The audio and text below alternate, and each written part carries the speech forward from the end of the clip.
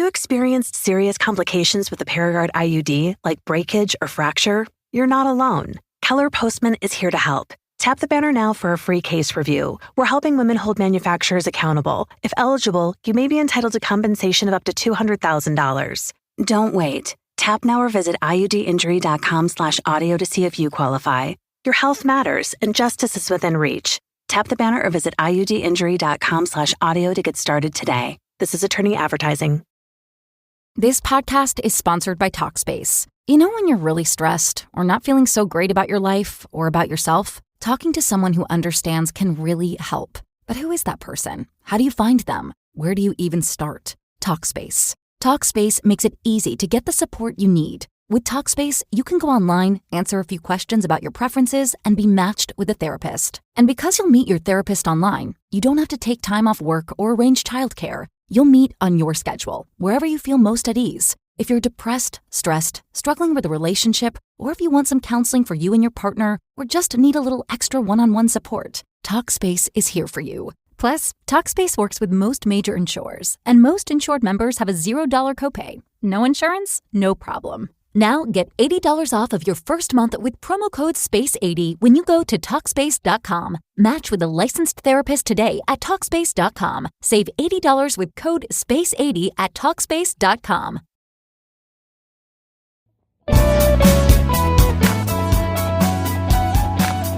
Hey there, listeners. Welcome to Shit That Goes On in Our Heads, the podcast where we normalize conversations around mental health.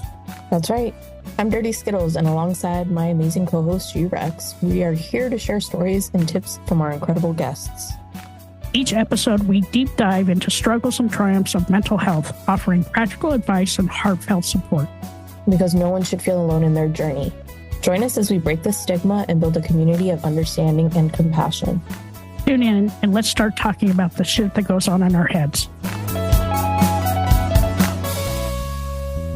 3, 2, 1. Welcome back to another episode of Shit That Goes On in Our Heads. I have my amazing co-host, Dirty Skittles, and our amazing guest, Alicia. Welcome to our podcast. Thank you. So happy to be here. Yay. I'm happy to have you. I'm very excited to hear a little bit more about you. What makes Alicia? So, I mean, that's pretty broad, right? What are you comfortable sharing with our listeners? Oh, man. Well, I guess what makes Alicia is that there is no other me, right? I'm super freaking unique. We all are, I guess.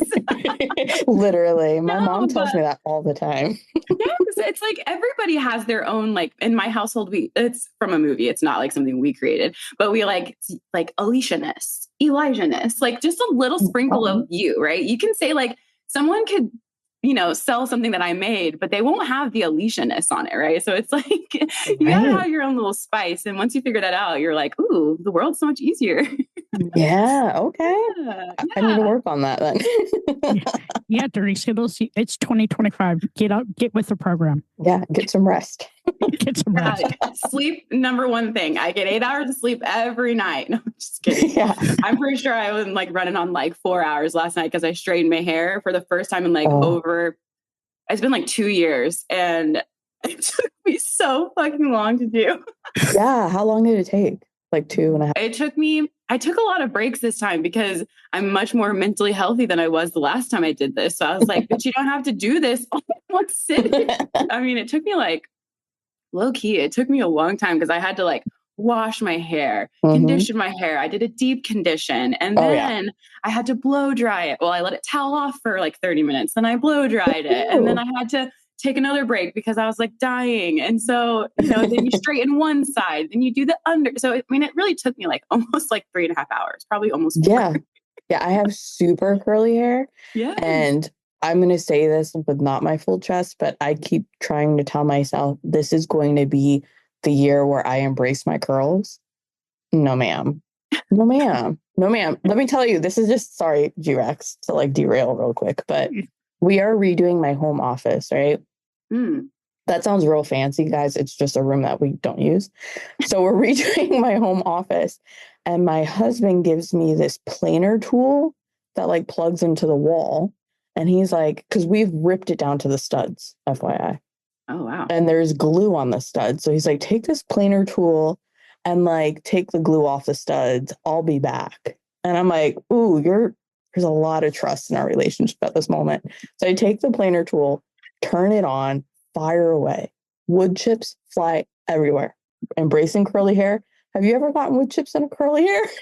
Shit's not coming out, buddy. Like, I'm like, what the fuck? Like, it is dug down deep and you don't even see it because my curls are so tight that I'm like, what? Like, shaking it is making it worse. Anyways, all that to tell you that I feel you on the amount of time in your hair.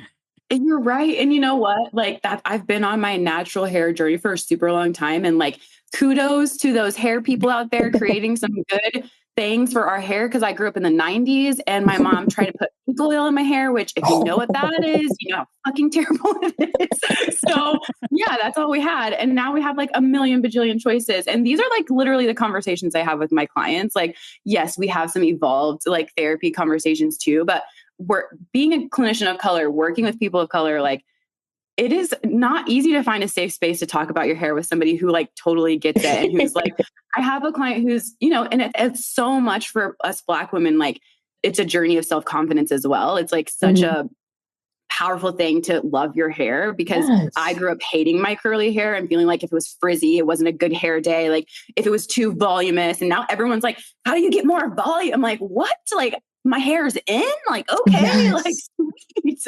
And I have a client who's like on this journey of like learning her natural hair. And it has been incredible to see how it's transformed like her confidence and her ability to just like stand 10 toes down on like who she is and what she wants to look like. I have two clients who have like gone completely natural and just like loved the process and the journey. And like, it's really cool. And like, you see how much it is connected to like who we are and like how we want to present ourselves and how we feel comfortable in our own skin. So it is genuinely like so important to like find this comfort zone of like, what do you want your hair to look like? Like when I straighten my hair, I'm like, this is a different version of me. Like I am a completely new person. So you're seeing Alicia with straight hair today and you don't know what's going to happen. I haven't seen her a couple years. So let's see.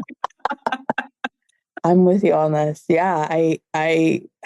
God, one day I'll get there. I do see like TikToks of like the curly haircuts and like just embracing your curl. And I'm like, man, I want it because it would be so much more freeing to not have to spend hours upon hours every other day or if you like me, every 5 to 7 days to straighten it out again.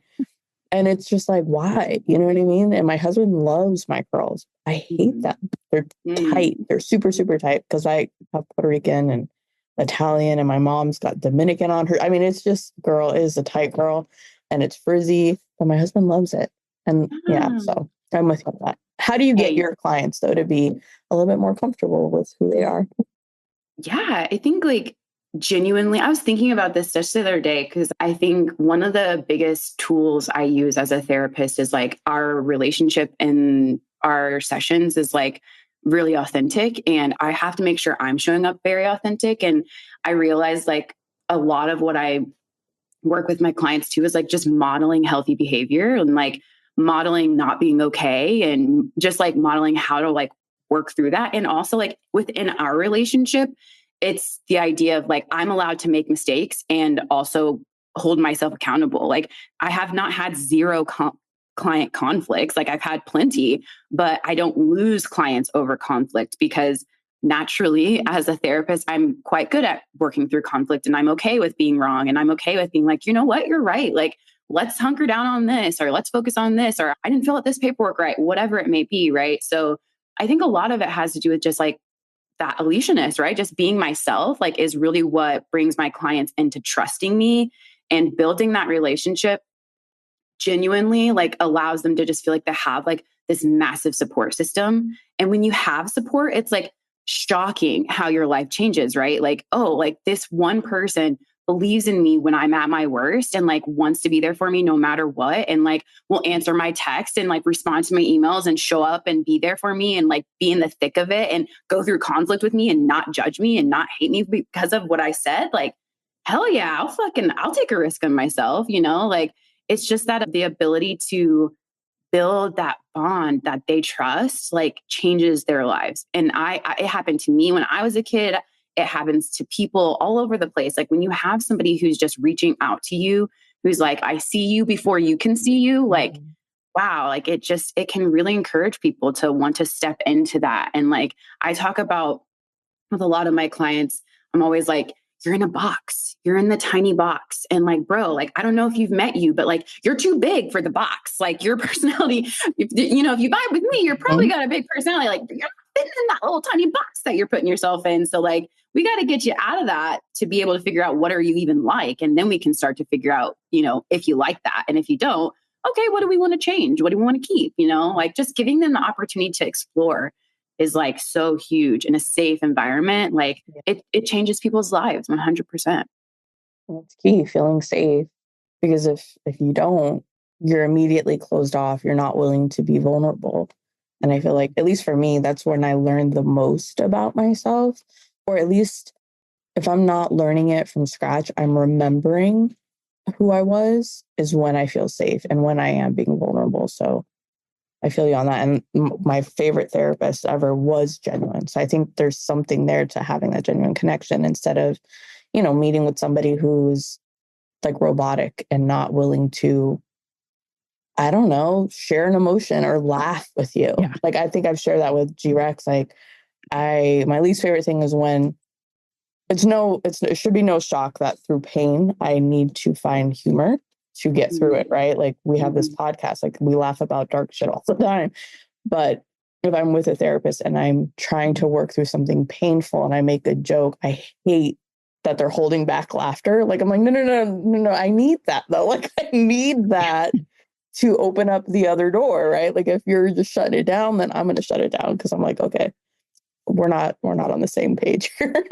No. Oh my gosh. If you don't laugh at dark humor as a therapist, then like you maybe like just didn't experience your own shit, like some, like you find each type of therapist and they're all great, right? Like no big deal. But like there are certain people who need that vibe and there are other people who really don't want to know shit about their therapist and don't really want their therapist to like show up as a human. Like it really depends. And like genuinely, like that's why I always tell therapists that I talk to, it's like, your clients you need to make sure you find the clients you want to work with because like, I don't want to work with clients like that. I'm allowed to say that. I'm a private business owner. Like if I don't want to work with you because I think you're looking for a therapist that I'm not, you deserve a therapist that works for your vibe. And that's why in my consultations, I'm like, this is how I am. Like I push my clients. I'm not the one that's like, oh, I'm okay with taking your money and you just come here and do nothing. I'm like, no, fuck that. Like I got some people on my wait list who like really want to work with me. So like you want to do the work or you don't. Like, let's go. Like, how are we feeling? Like you didn't want to be like this. Let's change some shit. Like you need people who are willing to like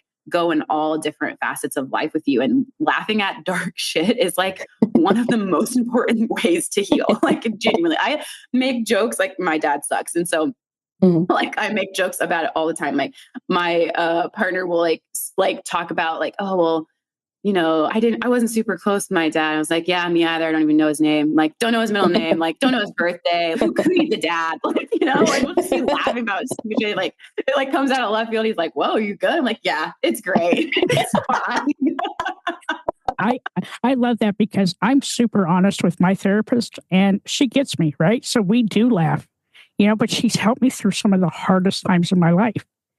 And, it's funny because, here I quit my day job yesterday, my last day ever in corporate America.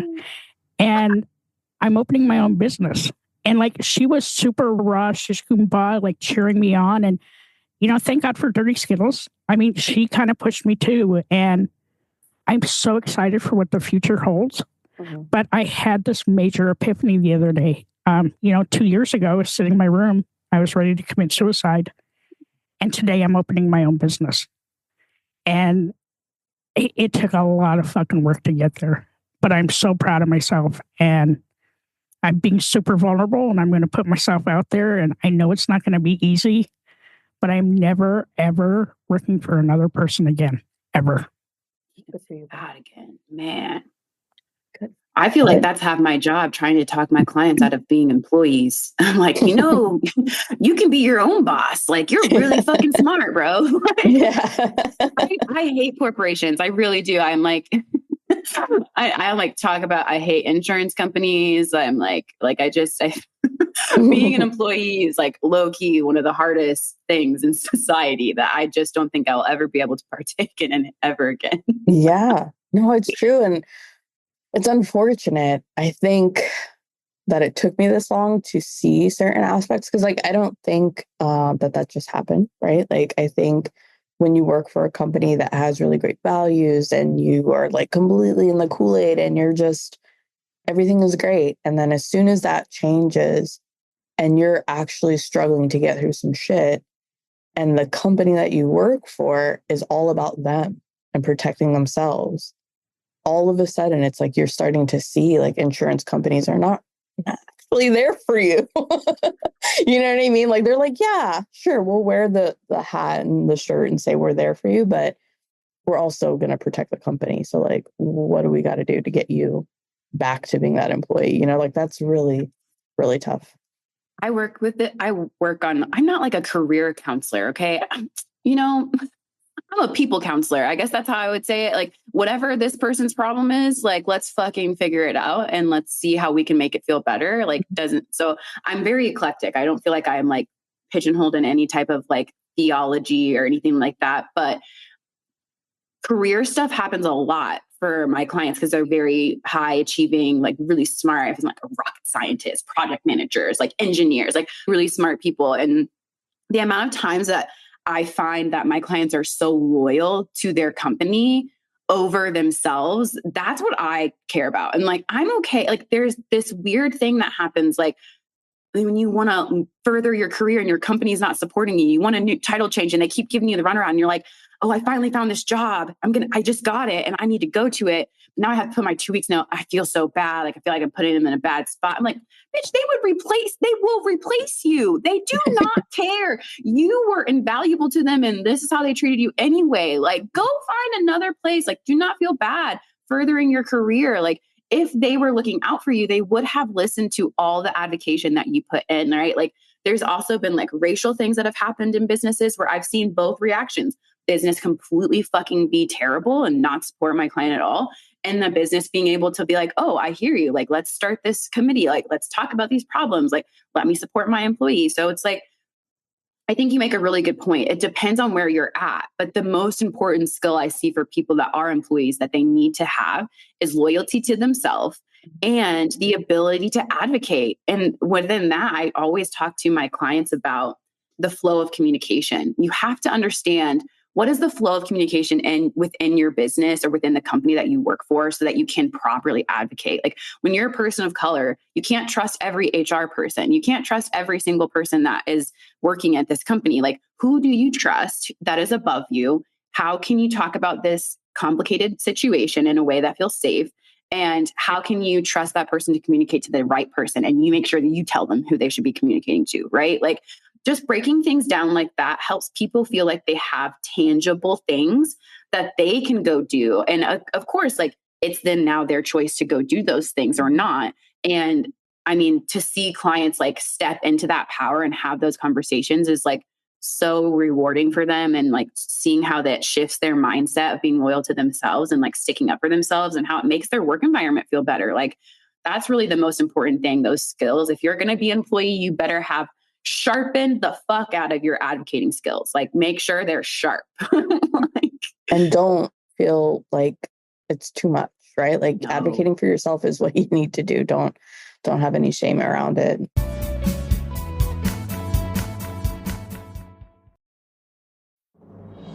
This episode is brought to you by Progressive Insurance.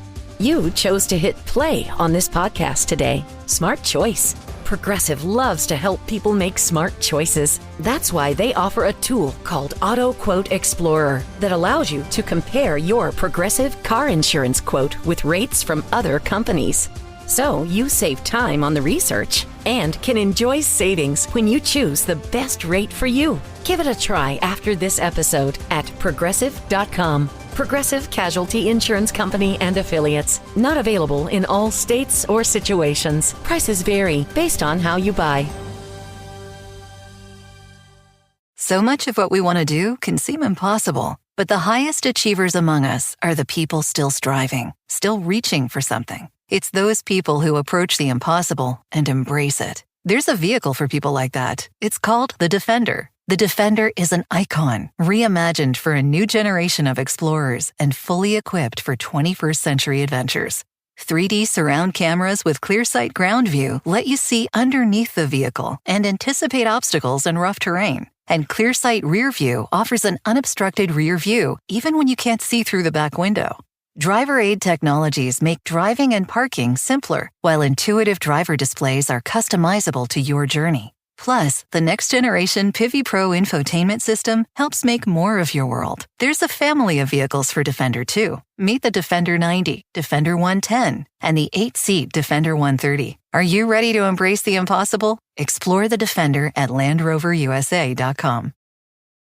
Have you experienced serious complications with the Paragard IUD, like breakage or fracture? You're not alone. Keller Postman is here to help. Tap the banner now for a free case review. We're helping women hold manufacturers accountable. If eligible, you may be entitled to compensation of up to $200,000. Don't wait. Tap now or visit iudinjury.com/audio to see if you qualify. Your health matters, and justice is within reach. Tap the banner or visit iudinjury.com/audio to get started today. This is attorney advertising.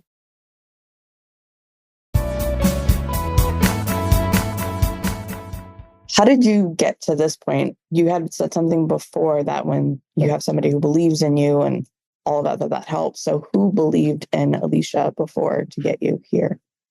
Oh my God. So many fucking people. I was so lucky. I really think so. When I was younger, I was super into sports, and I played basketball. I played basketball in college, high school. I was decent at basketball. Okay. So people wanted me on their team. And a lot of my coaches, when I'm looking back at it, especially now that I'm an adult with my own income, I think about how many people in my life just gave to me and did not monetarily made sure I could get to that tournament. I had coaches that they lived in Indianapolis. I lived in Columbus, Indiana, which is 45 minutes south of Indianapolis.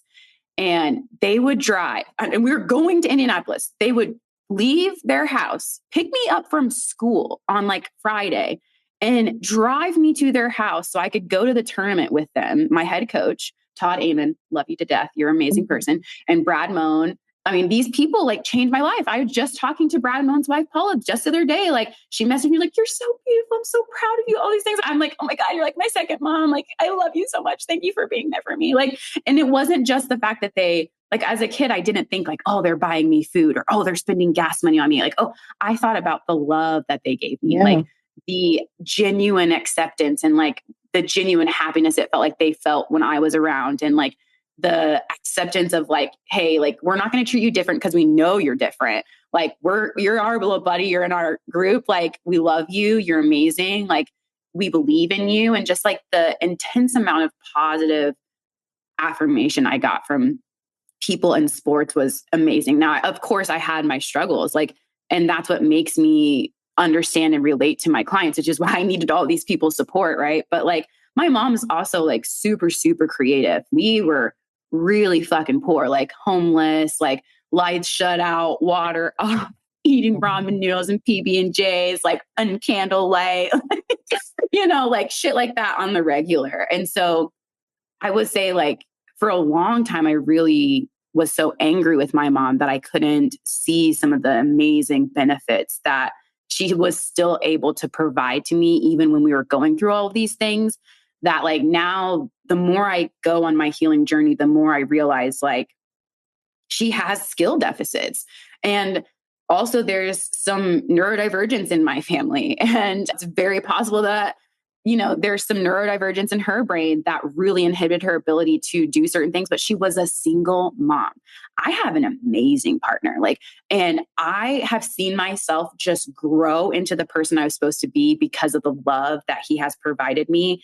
And she never got that. Still to this day, she doesn't date. She's not remarried. She was solo dolo for years and years. She sacrificed everything for her kids. And I think a lot of people could judge how we grew up and blame her for everything. But all I see now is a woman who never gave up, who always had a job, who always had multiple jobs, who did everything she could to make sure that her two daughters didn't hate their bodies and loved their hair and, you know, had support and felt confident. And I remember I would come home and be like, this person made fun of my jeans because I wore them yesterday or whatever. And she would be like, you know what? Tell that person, why are you noticing my jeans? Why do you know what I'm wearing? Why are you worried about it? And I was super sassy, if you could imagine that. And I would go to school the next day and be like, why are you watching my jeans? That's weird. Like, stop doing that. And they would be like, okay. Like, and so she really helped me develop a voice, you know, like there was a time in middle school. It sounds crazy, but like this poor guy, he had his own struggles. This kid in my class, he kind of smacked me in the face. It sounds crazy when I say it, but like I was in science class and he was like trying to play a joke, but I grew up in a domestic violence house. And so I don't joke like that. And so this kid like wound up and kind of smacked me. It wasn't like super hard, but it was hard enough to piss me off. Yeah. I was in 7th grade. I turned around, I smacked him so hard in the face that he had like this red handprint on his face. And I don't get in trouble. Okay, guys, like rule follower to the day that I die, like not a big risk taker. So I was freaking out because my science teacher only saw me hit him. He didn't see him hit me, of course. So we tell the kids this, right? You're always going to get caught if you're retaliating. So they sent me to the dean. And I was pretty close to the dean. He was a track coach. He was my coach. He was like, what the fuck are you doing here? I was like, I'm in trouble. And they're like, you hit someone? I was like, he hit me first. And they're like, that doesn't matter. I was like, it doesn't. And my mom came and because she always told me like, if someone's doing something pretty much like some fuck shit to you, like defend yourself. If someone hits you, you can defend yourself. Right. And so she came in, she's so good at advocating for her kids. And she went into the dean's office and was like, okay, so tell me the situation. Alicia told me that this young man hit her in the face. Why is she the only one down here? And he was like, well, the science teacher did not see this kid hit her and she doesn't have any marks on her. And we have a zero tolerance and they were trying to suspend me or something. Right. And she was like, okay, well, we'll take the consequence. We understand. However, as long as you're comfortable with us going to school board about how there's no reparations or anything like that for this person who hit her and she will be back on Monday and she will take her, whatever, that's fine. But you will have to deal with the consequences of him not getting in trouble for this. And they were like, okay, well, we know her. She's fine. Like, we'll send her back to class. We just really wanted to clear this up. And I remember coming out of the office, I was like, am I in trouble? She's like, nope, you're fine. Just go back to school and we'll talk about it when you get home. And I was like, oh, fuck, my mom's a genie. Like, so like, you know, I think witnessing her, you know, and sometimes be extremely vulnerable and not be able to protect herself was really hard for me. It was really hard for me. And I think it made me judge her. I thought she was so passive. I was like, why don't you just protect yourself? Why aren't we out of this situation? Like all of the things, right? And I think now I know so much about being a survivor and like what it takes to get out of situations like that. And I know how extremely complex it is in the brain, right? It's not so simple. And I mean, she is a survivor 1000%. And I think watching her go through what she went through and then watching how she just never gave up, like, or just really ignited a fire in me to just be the same way. Like, I'm going to fight for whatever. I'm on the playground standing up. I made friends by like making sure that bullies weren't picking on them. Several times in my life, I was willing to be the person standing on my own against all of these kids who were like, just join the group think. I'm not that person. I'm not that type of person. I will stand in front of 50 people if they're like in those experiments where they're like, is this line longer than this line? And everyone like is like a paid actor and they're like, yeah, this line's long. I would never be the person that's like, yeah, that's the long. I would be like, you guys are all fucking crazy. I don't care how many fucking people you put in this. I'm looking right at the line. You're all crazy, right? Like, and sometimes that could be bad, but most of the time it serves me well. So yeah, it's tons and tons of people, like friends and family friends, like so many people who I lived in a small community and they just loved who I was. They loved my authenticity. They loved how I stood up for the underdog. And so they wanted to protect me. They wanted to be there for me. And it's really cool being an adult, knowing that what made me cool was me just being myself. And that's why I teach all of my clients is like, I'm telling you what makes you incredible is you being yourself. When you're trying to be someone else is actually when everyone dislikes you, because everyone can tell, like, it's annoying. Genuine. It's over. It's too much. Like, just be who you are. And then people who like that will gravitate towards you, and people who don't will repel. So you'll be better for it, you know? Right. Yeah. And feeling safe to be able to do that. Yeah. That's huge. What a wonderful story, though. Like, your mom's not like, I mean, I think that that's beautiful. Despite the struggles and stuff, you were able to see her strength and take that on too, and know that it's okay to be strong as a woman and advocate for yourself. And look where it brought you today, right? Mm-hmm. Like you're your own woman, and you're making a difference in the world, and you're helping those other people that, you know, may have been like many years ago, and just giving them some strength, because sometimes we all just need a little push. Yeah. And, you know, you took me to the edge, and then you all pushed me off, and you're like, okay, go fly. So we're going to see what happens. But like, I'm so proud of you for like doing that and finding that joy. And what are your like aspirations for like 2025 and forward? Oh my gosh. It's so funny, because I do also think it's so like, I think a lot about how I grew up and how I'm like, it's actually become one of the greatest gifts to me to like grow up with nothing, because I only dreamt so big, because I really didn't even know what world could be like, you know? And so like, I like, all I could think about when I was younger was getting to college and graduating college. And like, once I did that, I remember being like, oh my God, I stopped there. Like, I didn't even think like past graduating college. Like, and that's really common with people who grew up poor. Like, you don't think past tomorrow. You're just like paycheck to paycheck, like really trying to figure it out. And I didn't realize that until I was in grad school. And I was like, oh, that makes total sense. And I think for me right now, it's like, it feels like the possibilities are endless. Like, ever since I started Instagram and realized that like, there's so many other ways to monetize the knowledge that I have, and that people need it and want it in so many different ways. Like, I am like just trying to take my Alicianess and my knowledge and find ways to express it that connect to my soul and my story. So, I mean, this year, I haven't even told anybody about this really, but I am like coming out with like series of coloring books and journals. They're kind of work together. I'm obsessed with coloring. I love art. I was like a random art student in high school. I took art every single semester of every year when I was in high school. I was like best friends with my art teacher, Mr. Ponsford. May his rest in peace. Love him to death.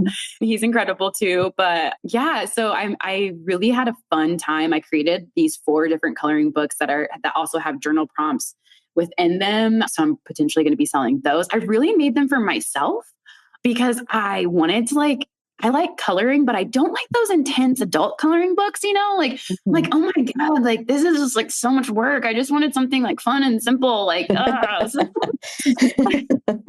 I created like different levels, and like I literally just like picked the cutest little creatures and like animals and just like all the things that like I feel like heal my inner child, that I'm like, I can't wait to color this. And then I also like always like neurodivergent here. Like when I'm listening to something, I'm doodling. Like in high school, all of my like notebooks had like borders on them of just like different designs and shit. And so I kind of created a geometrical shape one where you can color all these different lines and shapes and stuff. And so like that's coming out. I'm also creating an anxiety workbook that like follows my anxiety protocol for clients, because I get a lot of people that want to work with me for anxiety.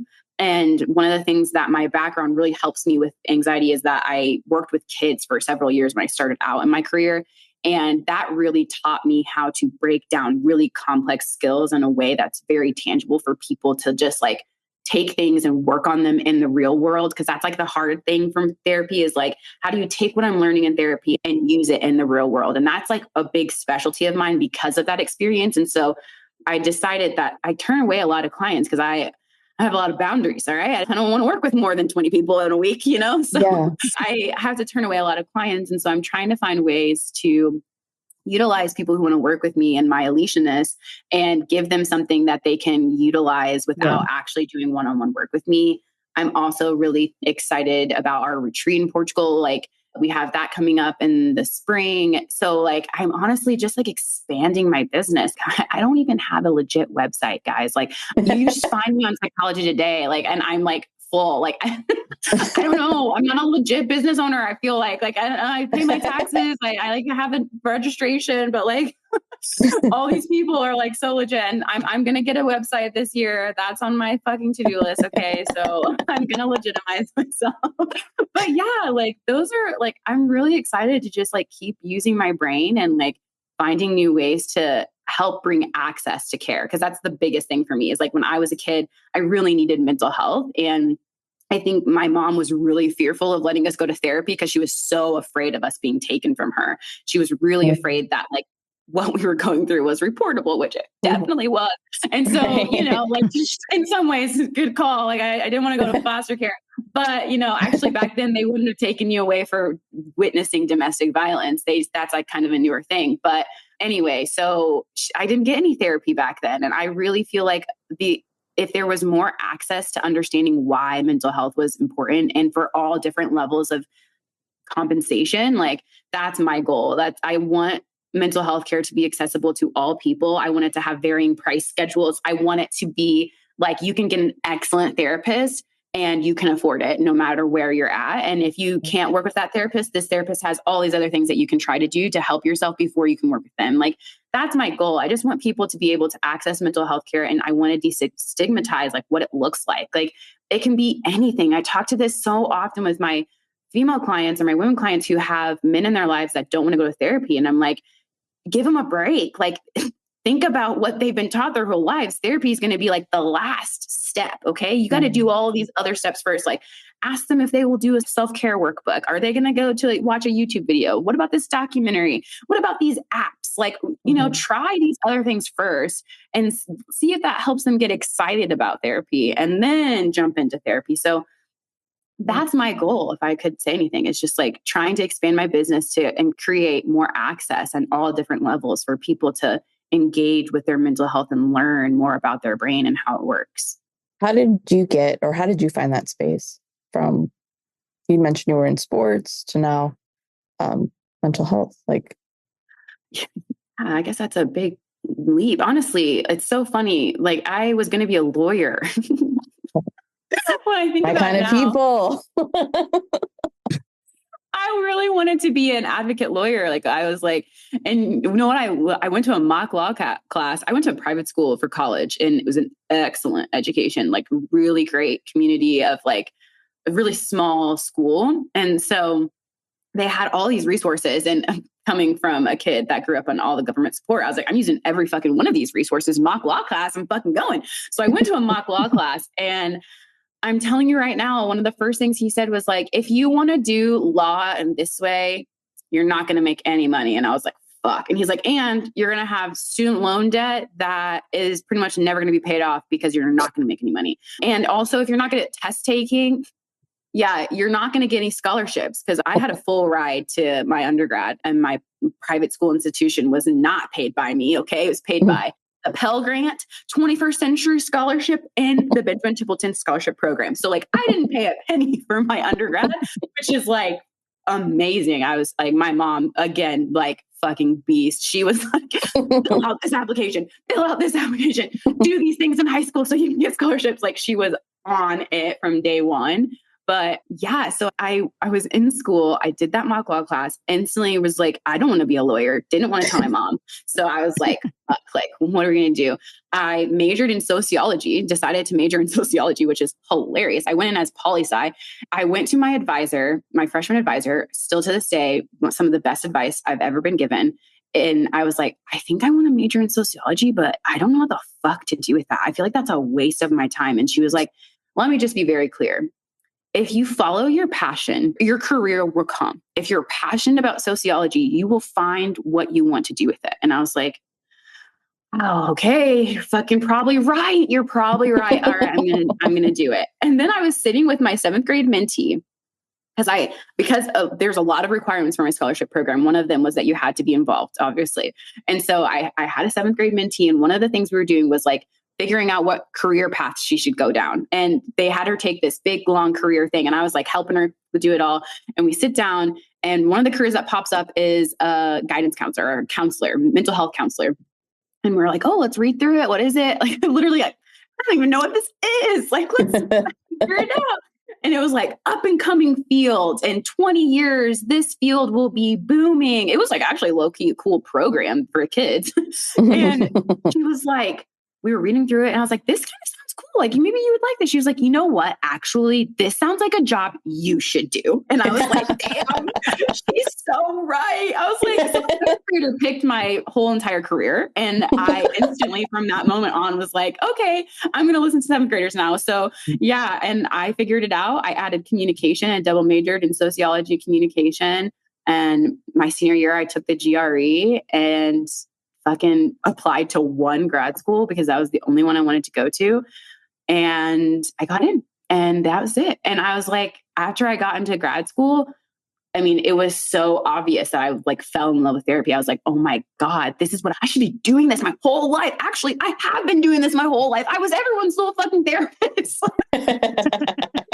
Every single one of my basketball teams and especially in college, like you're living with your team. Like I was an RA in college too. So I'm a freshman RA at that. So of course I'm like fucking supporting all of these little baby newcomers to college and all of my teammates every year. I was like team mom. Like, I mean, it literally was, I feel like I was born to be a therapist. That's like genuinely how I feel. And I look back at my life and it's so funny now. I'll be talking to people and I'll just be being myself. And they're like, oh, you're in therapist mode. I'm like, bro, no, like, this is just who I am. Like, I promise you, I'm not trying to dig deep into your like demons. I'm just chatting with you. Like, I don't know, like, this is just what happens.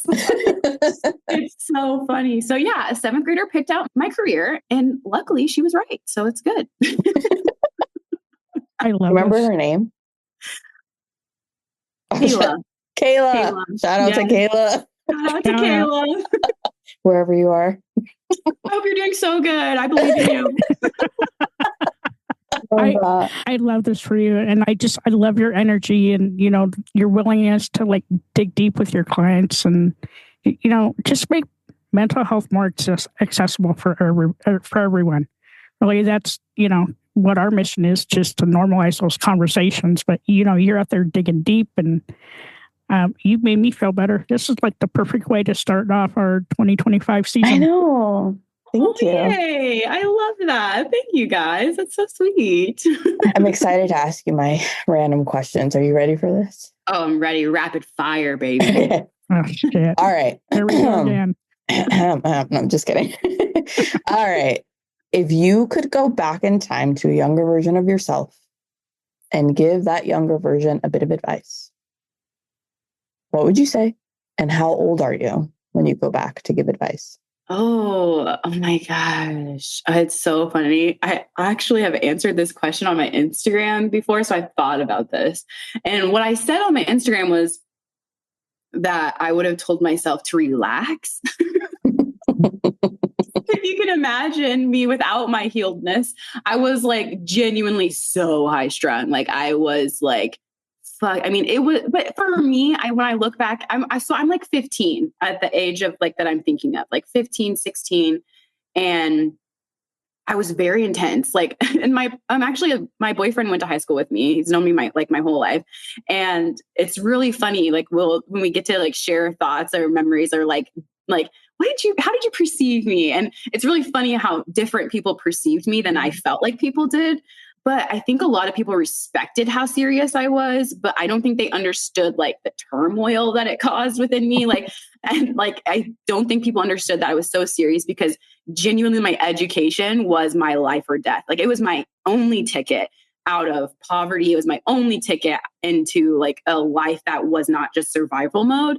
And so for me, I had this like intense intrinsic motivation to just like get the fuck out of Dodge. Like I got to get to college. And I guess like backwards thinking here is my sister, you know, I love my sister so much. I'm the only one of my siblings that got a college degree. And my sister is extremely capable, amazing basketball player, got a full ride D1 scholarship. In her senior year, like her life blew up. And now she's a part of the LGBT community. And she came out like the summer before this all happened. And like, now that I'm older, I totally think those things connect, right? Like I do genuinely think she was having such a really hard time. And I don't think she had as much support for that specific thing than I did with all of the things that I was going through.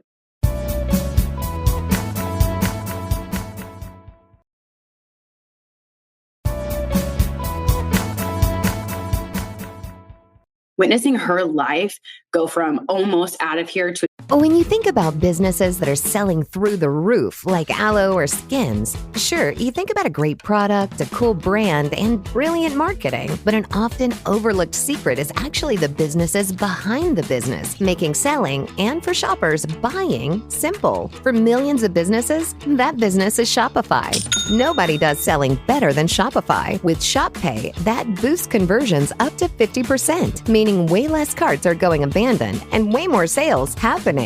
So if you're into growing your business, your commerce platform better be ready to sell whatever your customers are scrolling or strolling on the web, in your store, in their feed, and everywhere in between. Businesses that sell more sell on Shopify. Upgrade your business and get the same checkout Skins uses. Sign up for your $1 per month trial period at shopify.com/Westwood1, all lowercase. Go to shopify.com/Westwood1 to upgrade your selling today. Shopify.com/Westwood1.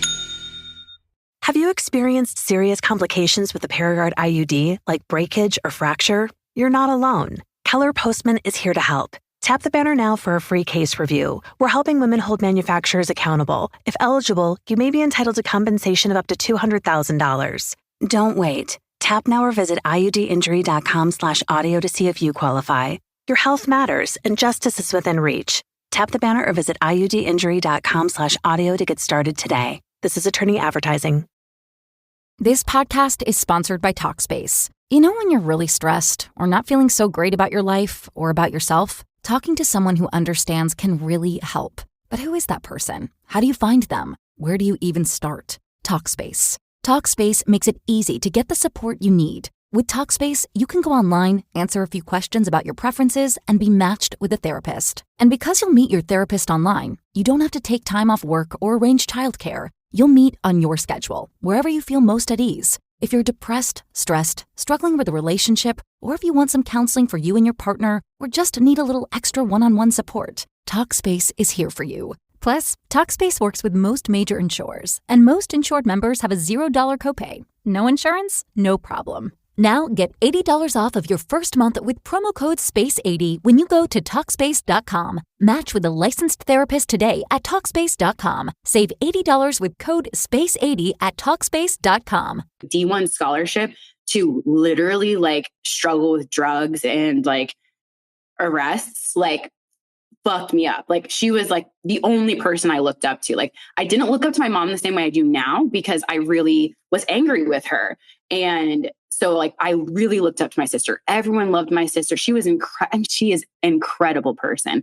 And she just, her whole life imploded. And so that put a lot of pressure on me. Like I really was so scared because it really put into perspective that everything can change so fast. Like you can be doing all the right things and you make one mistake and your life is fucking over. And so for me, I was like, I'm not going to parties. I'm not drinking. I'm not smoking weed. I'm not doing fucking shit. And no, I'm not going to show up because if the cops come, I get equally in trouble. I don't care if I have one sip. I'm like, I was so serious. And I would like yell at my friends. I was like, stop doing this. I don't want to be a part of it. I don't want to hang out with you if you're doing this. So I was like super serious. And like, I got straight A's. Like I wouldn't let people cheat off of me. Like I just was so afraid of getting in trouble that I was super fucking intense. And so I think looking back, I logically thought I would say like, relax. But I think like now looking back, because I that really saved my life, the mentality that I had, I think I would say like, thank you for being so fucking focused and fucking driven and just powerful. Like you are, and I think about her a lot. Like I want to tap into that, Alicia, because damn, she got a lot done at a fucking tiny age. Like I can't believe some of the things that I look back at her and I'm like, wow, like in the midst of all the fucking shit you were going through. My mom's favorite story is before one of the sectional championships I played in, I played really well. Our electricity was cut off like the night before.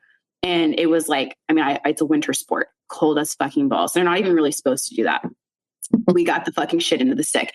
And my mom was so nervous I wasn't gonna be able to play. And I showed up and I fucking crushed it and we won the game. And she was like, I don't think anyone would ever fucking guess like what you're going through. And she's right. People didn't know. I thought it was like a big red scarlet all over me, but like no one understood. And so I think if I look back at her now, I would just be like, I love you so much. And I'm so fucking proud of like your intensity. And I'm sorry that I shamed you for that. Like it was a big issue. Like it was survival, bitch. You fucking survived. And wow, like you're really fucking good at that. Like super proud of you. And I think like, I understand why she was that way. And instead of like shaming that part of me, I think I just would love to embrace her and be like, I would not be here without you, babe. Like you fucking are my ride or die, my little 15-year-old self. Like she's fucking more incredible than me right I now. love that. I think you're the only guest that would think their younger version. Yeah. I love that though, because it's actually super enlightening. Because I think we do forget just how crazy it was and what we were going through and the fact that whatever decisions we made have made who we are today. Yeah, I mean, it's wonderful. Yeah, I love that. All right. Do you have another like crazy ass question?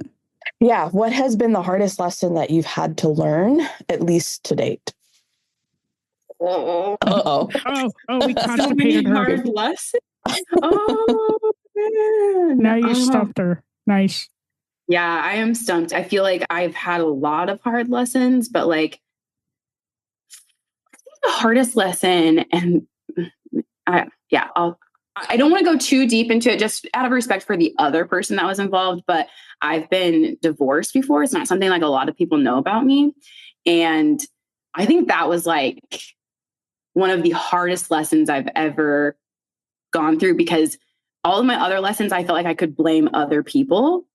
And I could be like, this person did this to me. This person did this to me. This person did that to me. And in that situation, it was like, honey, like you did this to yourself. Like I lost myself so far down this rabbit hole of like really wanting a partner and really wanting like a connection with somebody. So I didn't have to live alone like my whole life, like my mom did. And so I think I really changed and I put myself into that box. And that's why I talk about that with my clients so much, is because I talk a lot about interpersonal relationships, friendships, relationships with parents, partners, like all of these things. And when I hear people talking about shrinking, it's like, yeah, that word right there. I'm like, yeah, you're in a box, bro. Like, and that person might be like, okay with you in that box. And I felt like looking back at it now, my partner at that time was okay with me being in the box and like kind of felt like I belonged in that box and like saw all the things that I went through as like a hindrance rather than a strength. And like the way that I left that relationship was awful. Like I lost myself so badly that that's the only time I've ever in my life done something so out of character. And I actually cheated on my partner and left. I mean, it wasn't like an affair. Like I cheated once and like next day I was like, I've got to break up with you. I can't be with you anymore. Like, I'm really sorry. This isn't going to work. I don't want to be this person. And it really wasn't about him. It was about me. Like I couldn't be myself with him. And I don't know if that's necessarily his fault. I wouldn't blame him for that. And I don't know. I don't know where he's at. We have literally not spoken since this, but like, it was my fault because I changed myself to be what I thought he wanted me to be. And that lesson, man, it woke me right up. I was like, because I really hate doing things that I said I would never do. And I've learned to also just give myself some grace and be like, you never know, babe, you might make some fucking big mistakes. And I've always been like, once a cheater, always a cheater. And everyone's really sensitive with that topic. And, you know, like people might fucking light me on fire for this. I'm on a podcast. I guess I shouldn't even be talking about it. But at the end of the day, it was the biggest life lesson I've ever done because people really judged me for this and like people knew what happened. And I learned very quickly, like who were people that really believed in me and saw it as a one-off, right? Because I'd had all these other years of being like this other person whose character is like very strong. And some people were allowed to use that as one example to be like, no, that's not who you are anymore. But for me, it helped me even realize like, just because someone's done something really horrible and really awful to someone does not mean it defines who they are. And that does not mean you understand why they made that choice. And I think for me, I made that choice because my partner was really fucking smart and really good at like twisting things to like get what he wanted. And I think he really wanted me to stay in that relationship. And I felt like I had to fucking blow it up. That was like the unlogical side of my brain that was like, fucking set it on fire and you will never be able to stay with this again. Like there's no way you could like, cause I knew myself, I wouldn't be able to stay with him after I did that. Like I just knew within my own heart, like I couldn't. And I don't feel like I could have faced him without just blowing it all up. And that's not true, right? I had the choice. Like I could have done it way better. And if I would go back in time, I would have. But I fell in love and the person I'm with now is like, sorry, it's like really emotional because I didn't even know that I could be loved so deeply by another person. Right. Like, and I've never been with somebody who was just he just sees me, you know, he just knows my heart and like really believes in me. And like, I just wasn't getting that in any other area of life. And even at my absolute lowest, he was like, nah, babe, like, I know who you are. Like this is not who you are. Like you really lost yourself and you have got to find it again. Like, I know who you are and like, let me help you. And the love that he was able to provide to me has like healed me so much. Like just incredible human. He is just an amazing person. And the way I talk about this all the time, like in the sense of like, if I had to create the love of my life from scratch, like I wouldn't change a single thing about him. Like I would just recreate him. I'd be like, that's him. Let's just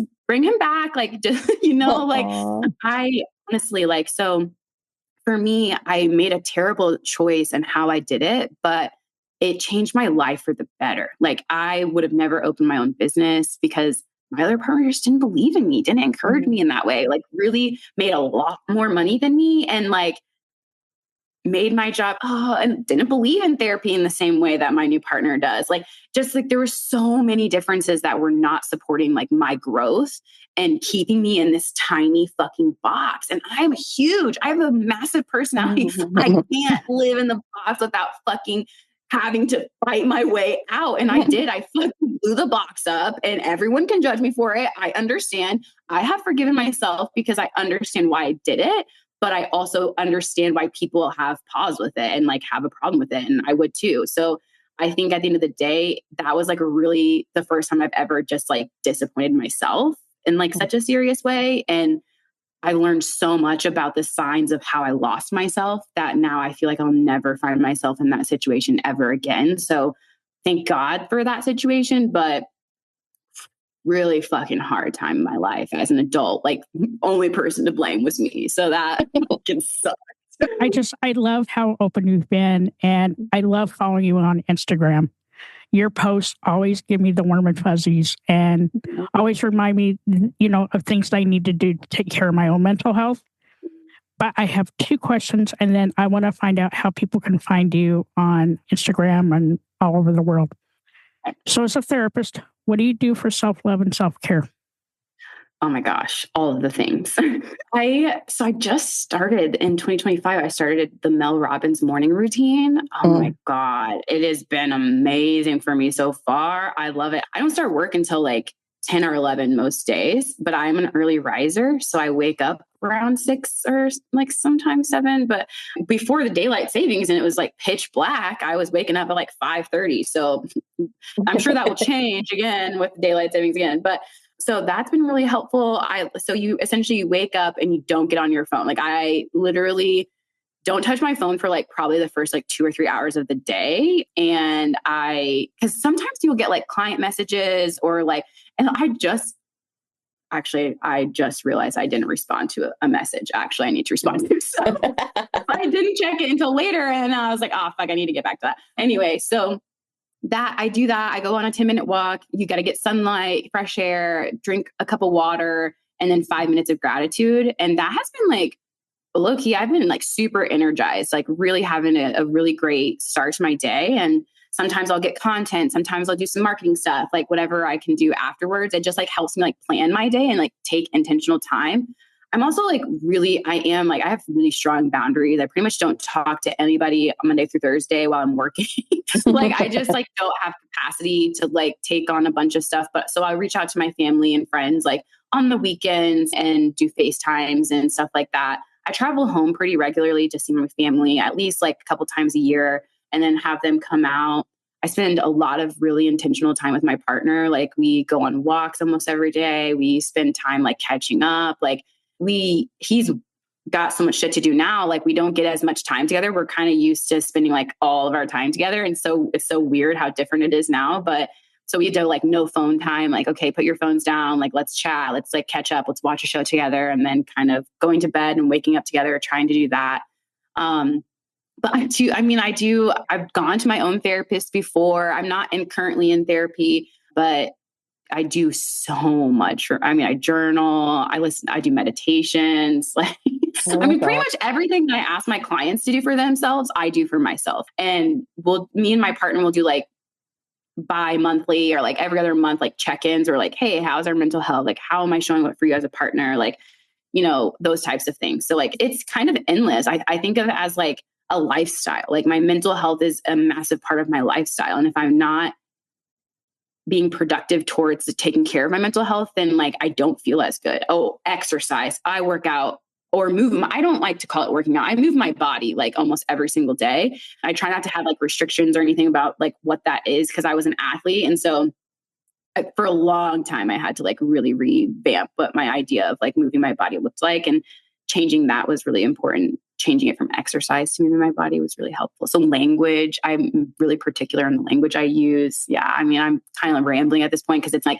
everything in my life is about taking care of my mental health. I have extreme trauma history. So it's a literal daily thing. And I try to tell my clients that it's not like, oh, I'm healed. No, I have to like keep healing. I have to like keep doing the things that help me feel healed. That's kind of like how I operate. Yeah. I like that you called it a lifestyle. I like that. It is a mental health lifestyle. Just, working on yourself every day. So how can our listeners find you? You're a ball of energy. So I love that you're a ball of energy because some days I am not a ball of energy. I do have a ton of energy. One of my favorite compliments I've ever received was from my boyfriend's dad. And he was like, you're just really excitable. And I was like, oh, I've never been described that way. And then after that, like Eli and I just like talked about it. And we're like, yeah, we're both kind of excitable. Like we just are really happy. And like, so any little thing can get me excited. But yeah, you guys can find me on Therapy in Real Life and Instagram. I also am on Psychology Today.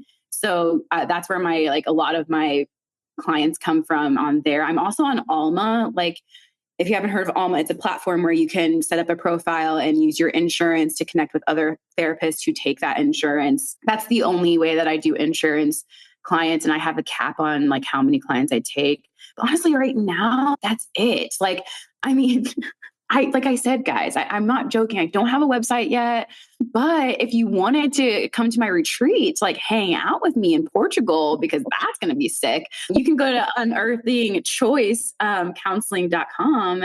And that is where you can find all the stuff about our retreat, because the transformations from the Costa Rica retreat were incredible. Our clients like went from like feeling like indecisive and worried to like so calm they didn't want to leave. They were like, this is the most peaceful community that I've been a part of in so long. And being able to just reset, they felt so energized to go back into their world and be like, I'm going to take this shit with me. I'm really going to like, they all had like routine goals that they were trying to implement. And like, it was so cool. Like they did incredible. So Portugal is going to be next level because our accommodations are way better too. So that's really it. I'm going to be coming out with a website.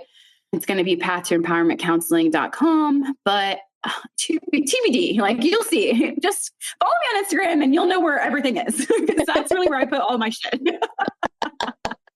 I love that. Thank you so much for being vulnerable and open and sharing your life story. And this was awesome. I loved it. Thank you. I love this. Thank you so, so, so much. Hi, all. Thank you so much for listening to this episode. I'm G-Rex. And I'm Dirty Skittles. Don't forget to subscribe, rate, and review this podcast. We'd love to listen to your feedback. We can't do this without you guys. It's okay to be not okay. Just make sure you're talking to someone.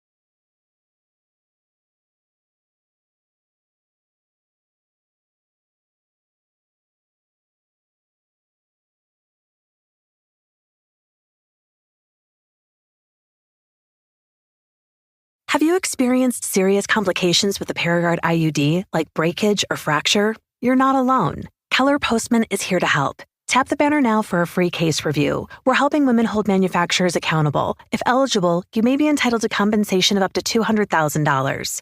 Don't wait. Tap now or visit iudinjury.com/audio to see if you qualify. Your health matters, and justice is within reach. Tap the banner or visit iudinjury.com/audio to get started today. This is attorney advertising.